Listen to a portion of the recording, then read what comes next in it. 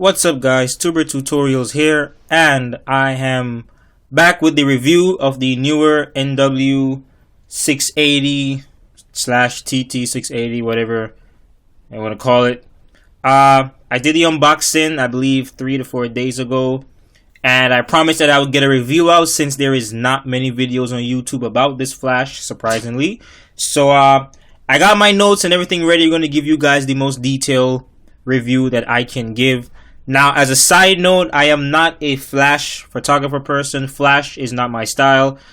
Honestly, I don't like using flashes, but I find myself in situations where I'm at events and the light just completely sucks.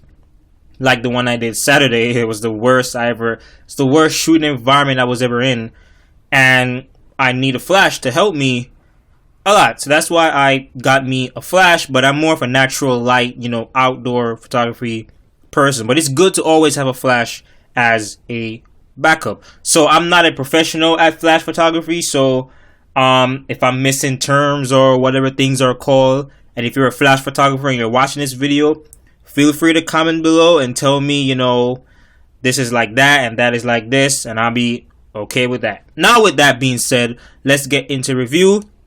You see my Canon 40D right here. We're going to get into that. We're going to do two parts of this review. The first review is the camera off, the flash off camera, because the functions of the flash have two different functions on the screen. One when it's off camera and one when it's on the camera. Alright, so let's go ahead and go around the flash, give you the hardware. This is like it's not metal. I won't say it's metal because this is not real metal. I call it plastic metal. Plastic, but it's hard plastic, if that's the right way to call it. If you drop this, I guarantee you it won't break. It will be fine. It'll be fine unless you drop it on some concrete or rock. That's a different story. Alright. So it rotates down. It rotates up 75 degrees. The numbers are right there if you can see it. It goes up 75 degrees. To your right, it goes 150. To your left, it goes 30. And then it goes all the way back 75. And it goes all the way front 75. It doesn't do a complete turn. See, it stops. It doesn't do a complete turn like some of the Canon speedlights, but this is good enough for me. Don't need anything more than that. We got this ROHS thing right there. I don't know what that stands for. We got the logo, Neewer. This is the AFS assist beam emitter. You can look up what that means. This is a lot of intricate. This is basically what sensors the light and powers the flash. Blah blah. We didn't get the technical term. Just know that this is the AFS beam emitter inside here. And at the side, we have the bracketed mount. This is to put on a bracket. It will be mounted like so on the bracket, that you can like put the flash whatever directions you want. That's more for studio work.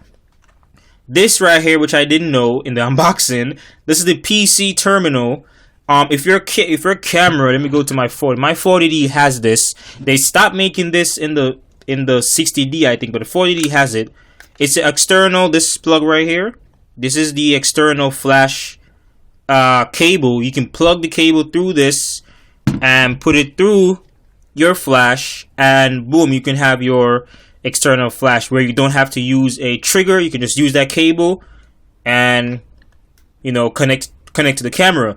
Now in the other cameras now, they have wireless flashes, so they get rid of that. But this is always good if you don't have a wireless flash trigger thingamajig. I don't really use this. I don't see the point in me using it, but it's there for your convenience. This little thing right here, this is hidden so well that you won't even tell that there's nothing there. But this is actually a cover. You take it off. This is the charging station. You can actually charge this. There's a special charger you can buy, and you plug it in here, and you can actually charge the flash. So charging, these things are very expensive. I heard that they're very expensive, so I heard, and I never really looked at them, but you can look at it up on Amazon or eBay. At the bottom, we have the connector ports that connect to your hot shoot on your camera. We have the screw that tightens it and loosens it.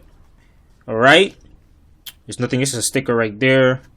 And that's basically it for the hardware. And up top we have the light, very big light, and we have the bounce card right here to bounce the flash off, and we have the flash diffuser to diffuse the power of the flash.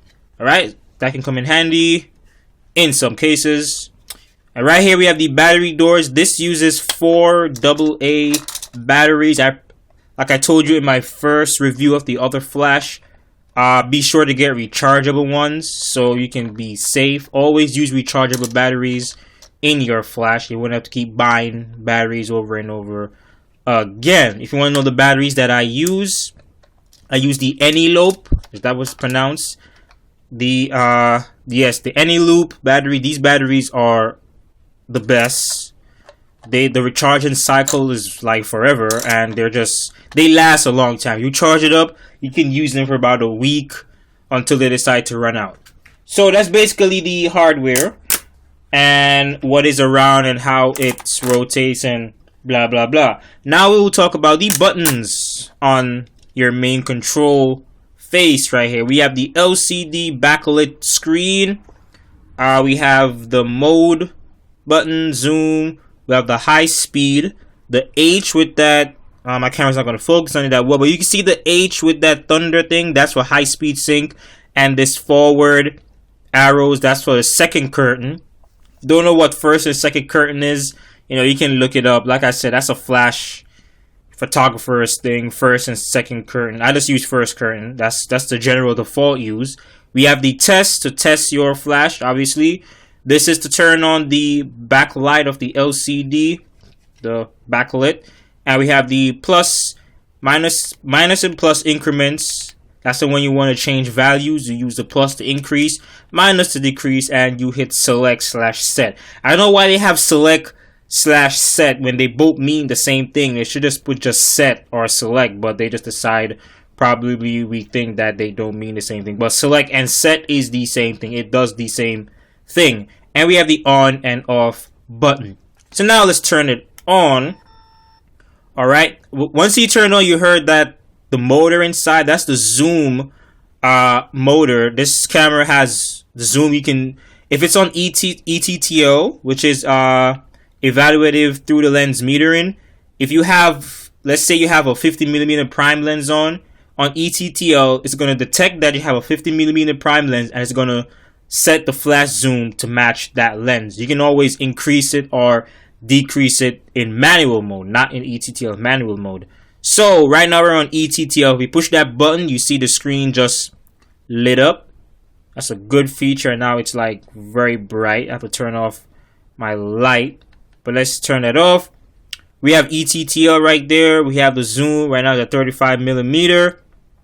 Mode changes it from ETTL to manual. Now that 1/1 is the power of the flash. So to increase that or decrease that, you hit the select button and you see blinks, and then you hit the minus and you decrease the power of the flash. It goes all the way down to 1/128. If that's good for you, you hit select again and it sets it. You want to change it, hit it again when it blinks, and you can increase it to how much power that you want. And we have another mode, which is the multi-mode. This is for when you have multiple flashes. You can set it from here. So now let's go back to manual. Now these little lines right here, they're measured in meters and feet. That is the distance of the flash. It tells you the distance, how far the flash will travel. In your camera, you can change it to meters or feet, whichever one you like to use better. And if you hit the high speed sync second curtain button, you see the high speed sync button comes on up top. Hit it again and it activates the second curtain. All these features you can do through your camera. You don't have to do it on this. You can do it through the camera, and I'll show you that in a moment. But it's always good to have it in front of you. You can do it by hand right here. And that's basically it. This is the function that you get when it's off camera. There's other functions, but you have to mount it on your camera with your lens for it to give you the other functions. So I'm going to go right ahead and mount it on my Canon 40D. If you don't know how to mount a flash to a camera, first of all, that is not good. But if you don't, then that's why I'm here. Always good to have your flash and your camera off when you mount the flash. Just as a precaution, I always turn them both off. Alright, so basically what you do is just line it up, and push it in. That's what she says. Ha ha ha. Alright, line it up, and wait, I'm doing this through my camera here. I gotta look at it. There we go. Line it up and just put it in. And you screw these screws down to tighten it. Make sure it is nice and tight. Again, that's what she says. Ha ha ha. And there you go. It's mounted. Now this gives a lot of weight to your camera. Mind you, the 40D is a aluminum. It's a metal body construction. Canon don't make them like these no more, except for the 5D. But this is all, you know, metal aluminum body. So the camera is heavy without the flash and without the battery pack. You add the flash on this, tell you can actually work out with this and gain some muscles in your arms. This thing is very much have a lot of heft to it. I just realized that my lens is not mounted, so I'm going to go ahead and get my lens. So let's do a quick cutaway, and we're back. That was a quick cutaway, even though it wasn't that quick. You know, editing will do that. Alright, so I got my 50mm f1.8 prime lens with a, you know, cap or hood or whatever they call it nowadays. And let's show you the features on camera. Turn on the camera first. I always turn on the camera first and then turn on the flash. And you hear immediately as you turn on the flash, that zoom just like zooms it out. Now it's on ETTL. I got a 50mm prime lens, but it's saying zoom 35. That's because I haven't, you know, pre-focus as yet. Now when I pre-focus, which is press the shutter button halfway, see, right now it's telling me that I'm using a 50mm prime lens and I'm shooting at f1.8. These 4 bars are telling you how far the flash is gonna be in feet or in meters. Now let's check if that's accurate. I'm shooting at, the aperture is f1.8. Check my camera, and indeed I'm shooting at f1.8. Now you see the shutter speed is saying 2/50th of a second. That's because I have the flash sync speed on. The maximum sync speed of this camera is 2/50th of a second, and I'm going to show you, you know, what that means in a second. I'm using aperture priority mode. Now it changes a bit. You see it goes to 1/25, 100. I think I have it on auto, so it changes. It's between 60 to 125, but you can only change it to fixed or auto. We'll get into that later. So these are the functions with the flash on camera. The only thing that changes is that it gives you the aperture. It gives you the aperture. Let's turn the light off. It gives you the aperture, and it tells you the zoom of the lens that you're using, and it tells you how far in feet or in meters the flash is gonna exzoom. Now if you go to manual mode, it's the same thing. All the same thing. You can turn on the high sync speed. You can turn on the second curtain flash. All of these you can do on the camera, and I'm going to show you that right now. Man, this thing is heavy. My arm already starts to hurt just holding this bad boy with one hand. Alright, so let's go. Every Canon has the same, you know, layout. I think I turned on my LCD brightness a bit. Let me turn on my LCD. This is a shot from the event I did Saturday. I'm gonna have another quick edit video to show you guys some of the shots I took. Now you can see the glare from my umbrella behind me just glaring. I have a screen protector on. This is supposed to be an anti-glare protector. It's doing its job pretty well right now. Alright, so the first thing you could go to is your is the 1, 2, 3, 4. Well, it's the option with the camera logo. you can go down to C function 1 exposure, and you can see flash sync speed in AV mode. You have auto or 1/25th of a second. Now, if you put it on fix, not 1/25th, 1/250th of a second. If you put it on fix, then no matter what aperture you put, your shutter speed is going to always be 1/250th of a second. This is good for extremely low lights. When I mean low light, I mean when it's like completely black.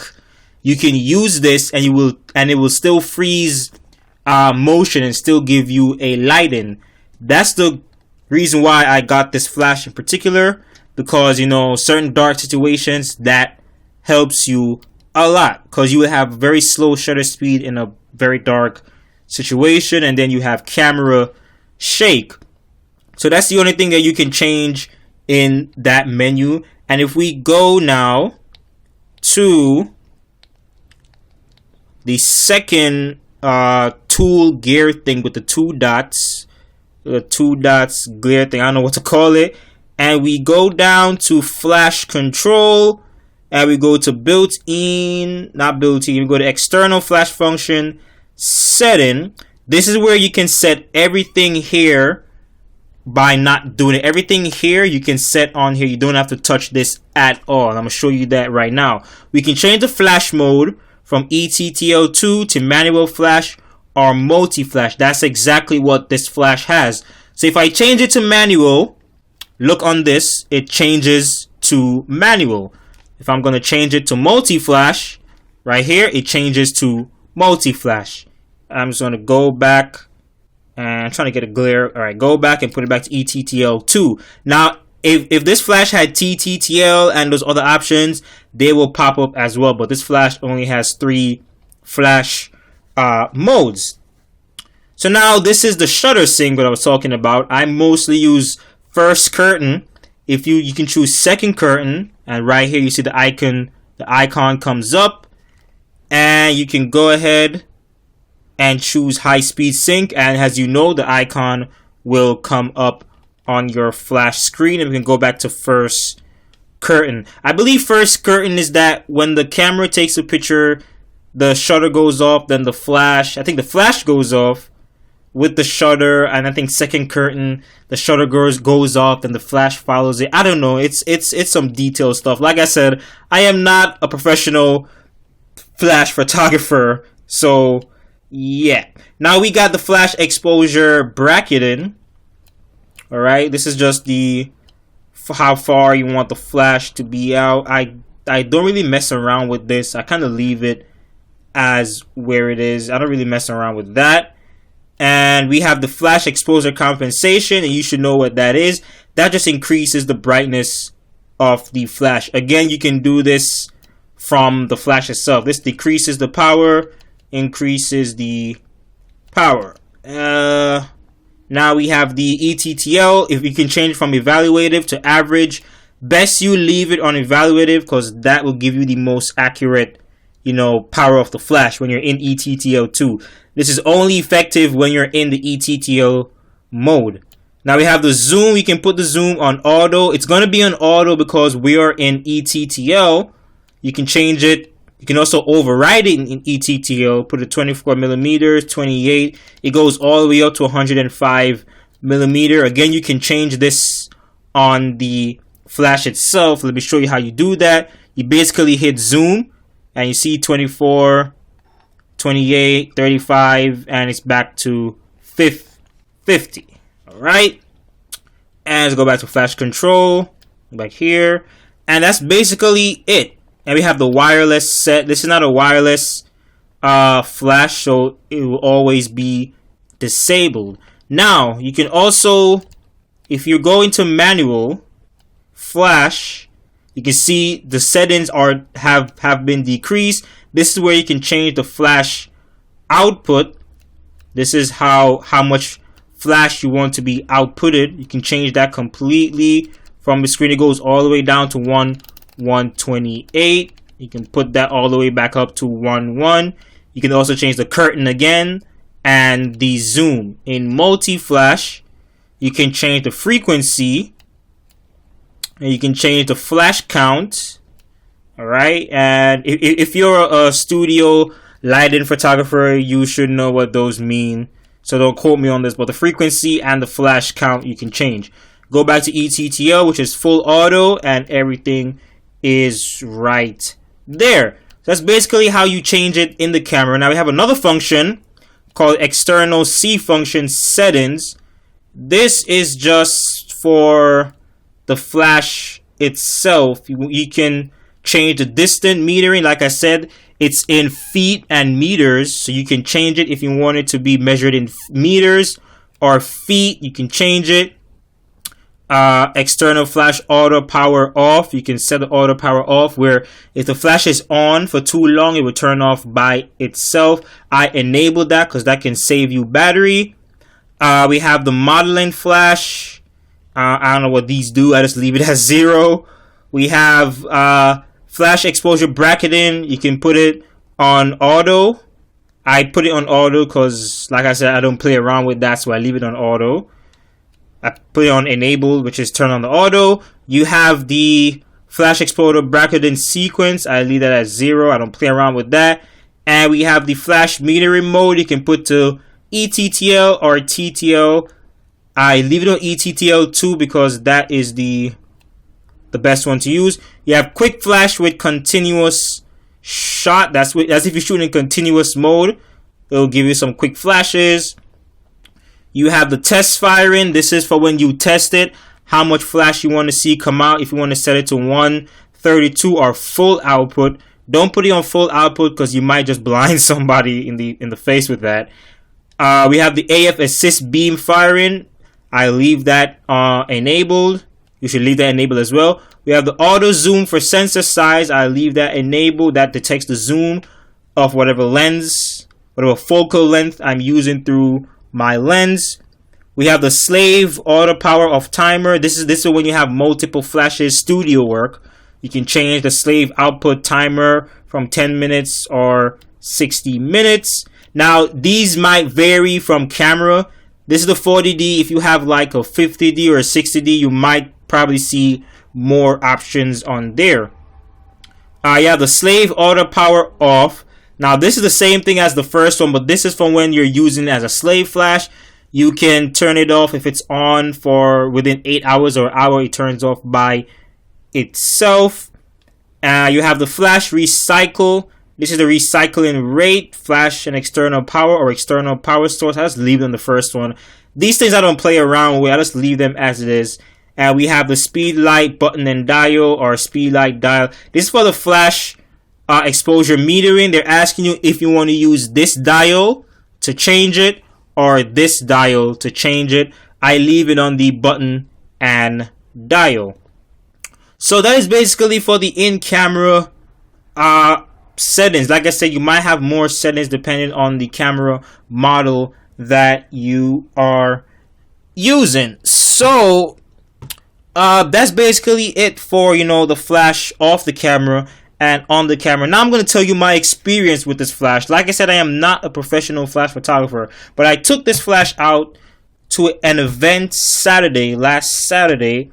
The lighting completely sucked. It was these little small little night lamp bulbs. They had like 50 of them, and those bulbs give you tungsten light, which is a yellowish tint light.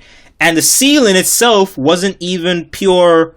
It wasn't a white ceiling. It was like a beige ceiling, and the lights were dim. So the whole ceiling was just reflect on yellow. It was a yellowish tint. So whenever I take the shot, everybody looks yellow. That wasn't a problem for me because I shoot auto. I shoot in RAW. RAW gives you a lot of leniency to edit, white balance and stuff. So that didn't concern me. But when I put the flash on, I put it on ETTL because I'm not a flash person. So I put it on auto because it's pretty accurate with detecting stuff. So I trust it. Put it on audio and I just could not get the right shots. The shots were coming out dark.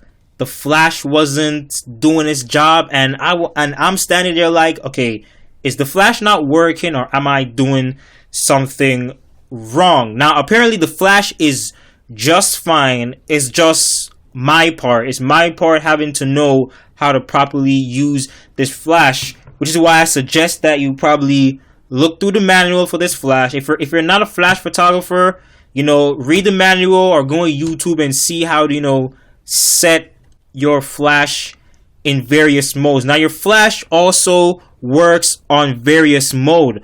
On AV mode, it works different. On shutter speed mode, it works different. And in manual, it works different. From my knowledge, the best way to use a flash is to put your camera on manual. But the only time I shoot manual is when I'm doing a one-on-one photo shoot session. Because in that, everything is moving at a slow pace. The model is not moving. There is no one moving around. It's just you, the camera, and the model. So you have enough time to set whatever settings you want. But in weddings or parties or events, everything is moving. You're trying to capture emotion. You're trying to capture a certain special moment that's happening. So I mainly shoot it on aperture priority, where I just control my depth and I trust my camera enough. Since it's a very expensive camera, I trust it enough to give me the right exposure and the right shutter speed, which it always, in most cases, if not all, it does that.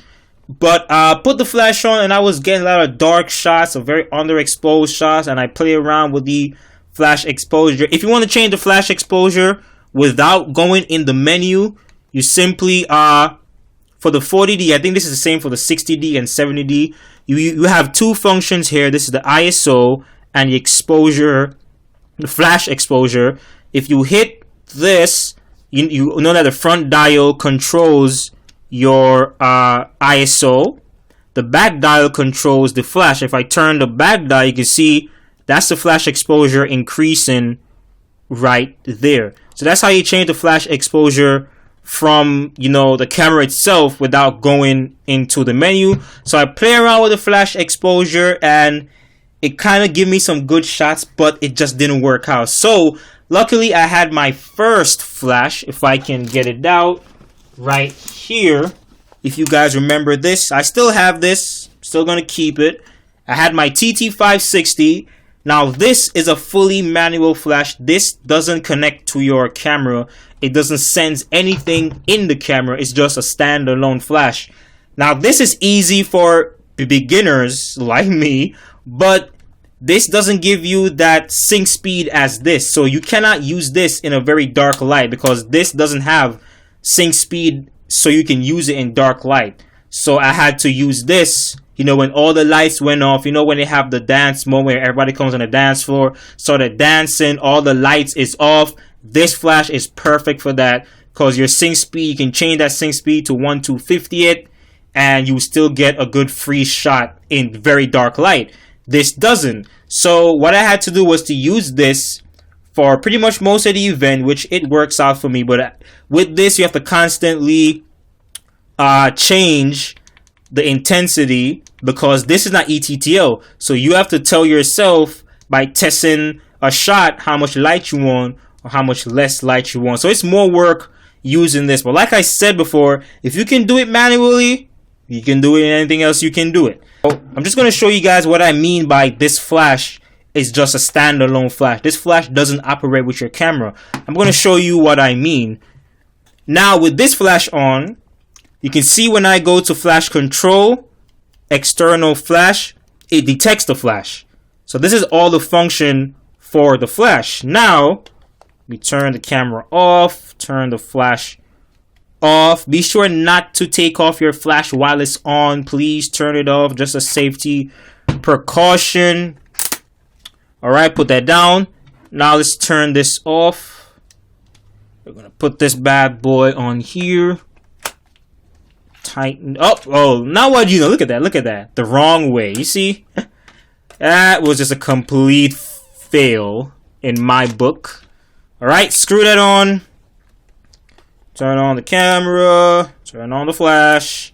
Now, if we do that same thing again, go into the menu, go into flash control, external flash. Now look what it says.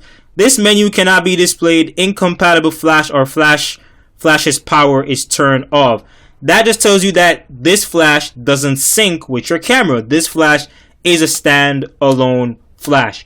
This still has the same output thing that you can connect to the side right here for external flash. But this flash cannot be operated from the camera. You basically operate it from the flash itself. Now that's what I mean by this flash is a stand-alone flash. Alright, so that's basically it, guys. I hope I give you the most detailed review that I can. Like I said, there is not many videos on YouTube about this, so I try to give you guys the most detailed review ever. Do I recommend this flash? Yes, I do. I recommend it for those photographers that are like me. You're not into flash photography, but you want a decent ETTL flash that you can take around with you in those situations where you need a flash. This is perfect. For $64, might go down. It is perfect. This is also perfect for the professional photographers. If you're looking for external slave flashes to use around your studio, this is perfect for you. They're cheap. You can buy, 5 of them and just put it around your umbrellas and use them as slave flashes. So I really highly recommend this flash for the pro and the amateur pro flash, photographers like me. This flash is still good, by the way, but this just gives you more leniency and more, functions in very low light situation. So let's put it back on the stand. Now, someone commented on my first review of this that this is not a stand. This is where you can mount it on a bracket as well. I know that, but I like to use it as a stand to make it look like a boss. Bossing it right there on the table. So I hope you guys enjoy this review. I hope I helped you out. I hope I helped your decision in purchasing this flash. Highly recommend that you get it. It is the Neewer NW680/TT680. That's a mouthful to say. Be sure, guys, to always subscribe down below, comment down below, like down below, and stay tuned for some more videos. I got some more quick edits video coming up. Just got a bunch of things rolling out content wise, so you want to keep up with me, subscribe, and we're gonna have a good time doing some photography and some photoshopping and some Lightrooming and everything that you can think of. As always, guys, be sure to stop by my YouTube channel, Tuber Tutorials. We do tutorials, reviews, unboxings, photography tips and techs, Photoshop tutorials, live tutorials, everything that you need to do to improve your graphic and photography skills. Be sure to check it out. Subscribe if you're a new viewer, comment on the videos, watch the videos, also like the videos, and as always, have a nice day. Peace out.